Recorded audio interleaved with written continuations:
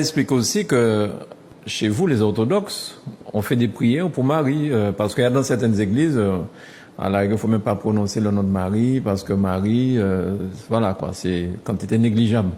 Et chez vous, vous continuez donc suite à tout ce que vous êtes en train de dire, vous continuez à aduler Marie. Est-ce que nous n'adorons pas la Vierge Marie, nous la vénérons, les gens ne comprennent pas certains termes grecs. Le mot latreia veut dire adorer, mais le mot proskinis veut dire vénérer. Et nous, dans la langue française, on n'a pas souvent cette subtilité dans le langage. On a tendance à croire que le fait qu'on se prosterne, ça veut dire adorer. Non, c'est pas une adoration, c'est une vénération. D'ailleurs, les personnes qui font ça sont contre même leur propre Bible. Puisque le premier commandement qui se rapporte vis-à-vis des hommes, parce que dans les 10 commandements, les 4 premiers concernent Dieu. Tu ne feras pas ceci, tu adoreras le Seigneur ton Dieu, tu sanctifieras le jour du Seigneur. Mais le premier commandement qui nous unit à l'autre, c'est honore ton père et ta mère. Honorer. C'est ce que nous faisons dans l'église. Nous honorons la Vierge Marie pour ce qu'elle est. Les gens disent, oui, mais c'est une créature impersonnelle. Dieu l'a utilisée simplement comme une enveloppe. Ce qui était plus important, c'est la lettre qu'elle contenait. C'est le Christ qui est plus important. Et la Vierge Marie, elle n'est pas importante. Alors les gens qui disent de telles sottises, c'est très grave. Parce que je vais vous dire une chose. Quand Dieu est apparu dans le buisson ardent, il a dit à Moïse, retire tes sandales, parce que cette terre est sainte. Donc le lieu où Dieu est apparu, ce lieu devient saint parce que Dieu y est apparu. Et il demande à l'autre de retirer ses sandales. Et la Vierge Marie qui a porté ton Dieu. Vous pensez qu'il n'y avait pas eu une union mystique entre le Christ et la Vierge pour dire que la Vierge ne représente rien? Je veux dire quelque chose de fort. Et ça, j'en suis sûr. Dieu ne se serait jamais incarné si Marie n'avait pas dit oui. Cela veut dire que l'incarnation du Christ, du Fils de Dieu, notre salut dépendait aussi de la Vierge. Si elle n'avait pas dit oui, Dieu n'aurait pas choisi une autre femme. Est-ce qu'elle a eu le choix de dire oui ou non? Elle avait ce choix. C'est pourquoi Dieu vient vers elle. Et si elle avait dit non, le Fils de Dieu ne se serait jamais incarné et Dieu n'aurait pas pris une autre femme. Et quand le Christ, quand l'ange dit que cet enfant qui naîtra viendra sauver son peuple, Marie dit qu'il me soit fait selon ta parole, ce n'est pas seulement un consentement à une naissance, c'est un consentement à l'œuvre du salut. C'est pourquoi on ne peut jamais séparer Marie de Jésus. Je vais vous donner quelque chose, je vais vous expliquer une chose pour dire qu'on ne peut jamais séparer Marie et Jésus. Dans Jean chapitre 2, les noces de Cana, on nous dit qu'il y eut des noces à Cana le 3e jour. Et Jésus fut invité aussi à ces noces. Or, la mère de Jésus lui dit, ils n'ont plus de vin. Quand vous regardez la structure de ce texte, quand vous venez au verset 12, on nous dit, après quoi, Jésus descendit avec Marie à Capharnaüm avec ses frères.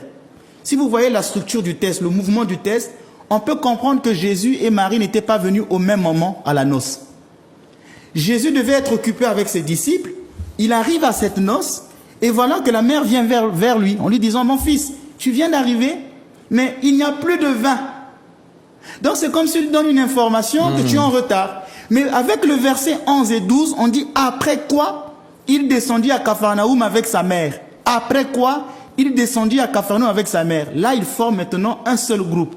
Or avant, c'était comme 2 groupes séparés, maintenant un seul groupe. D'où l'expression grecque métatafta, qui veut dire après quoi. Et cette expression revient plusieurs fois dans l'évangile de Jean. Jean chapitre 5, après quoi Jésus fit ceci. Quand vous lisez Jean 19, après quoi Jésus fit cela. Cette expression après quoi revient souvent dans le texte. Mais mes téléspectateurs vont un peu se perdre parce que je vais très vite. Mais vous voyez que je fais l'économie du temps, ils pourront revoir les... Mais ça tient la route, hein. Voilà, ça tient la route. Et maintenant, quand vous lisez Jean 19, on nous dit, or, près de la croix de Jésus se tenait sa mère. Pourquoi utiliser l'expression or? C'est pourquoi les gens qui lisent la Bible doivent faire attention. Pourquoi Jean dit, or, près de la croix de Jésus se tenait sa mère? Pourquoi cette conjonction de coordination or? Il faut qu'il y ait une relation avec quelque chose qui vient avant. Mais qu'est-ce qui vient avant? Les soldats disent, ne déchirons pas cette tunique. Et tout à coup, le texte dit, or, près de la croix de Jésus se tenait sa mère. Le mot déchirer, en grec, c'est schizo, qui a donné schisme, diviser. C'est comme si l'intention de Jean, c'est de dire, ne divisez pas, ne séparez pas celle qui se tient près de la croix. Donc Marie, c'est l'inséparable du Christ. Elle est toujours avec le Christ. D'accord. Au moment de l'agonie du Christ, elle était là. Partout, même dans l'éternité, la Vierge Marie ne pourra jamais être séparée de son Fils. Là où il y a le Christ, là est la Vierge. Et le Christ exauce toutes les prières que lui adresse sa mère. Bien, c'est très intéressant, Père Menas. Les orthodoxes, vous dites que Marie est la mère de Dieu, ok? Vous l'avez prouvé avec tout ce que vous dites là, on comprend. Comment Dieu qui est avant Marie puisse avoir une mère? Dieu est avant Marie puisse avoir une mère. Alors, cette question, vous savez, c'est Nestorius, c'était un évêque orthodoxe qui a été après excommunié, qu'il avait posé au concile de Chalcédoine. Oui. Il dit, mais Dieu ne peut pas avoir une mère. Et c'est au concile d'Éphèse, en l'an 431, avec Saint Cyril, qui a défini que Marie est mère de Dieu. En grec, Théotokos. Qu'est-ce que cela veut dire? En fait, Marie n'est pas mère de Dieu le Père. Elle n'est pas mère du Saint-Esprit. Elle est la mère de Jésus. Or, cette personne, Jésus, est Dieu. Donc, ce dogme de la maternité révèle l'identité de Jésus. Si on dit que Marie est mère de Dieu, c'est une manière de se mettre au service du Christ. Donc, ça veut dire que Jésus est Dieu. Elle n'est pas mère de la divinité. Parce que vous savez que le Christ vient avant Marie. Donc, elle n'est pas mère de sa divinité, mais elle est la mère de la personne qui est Dieu. Donc, il ne faut pas dissocier le Christ. Dans le Christ, il y a deux hypostases, comme disent les Grecs.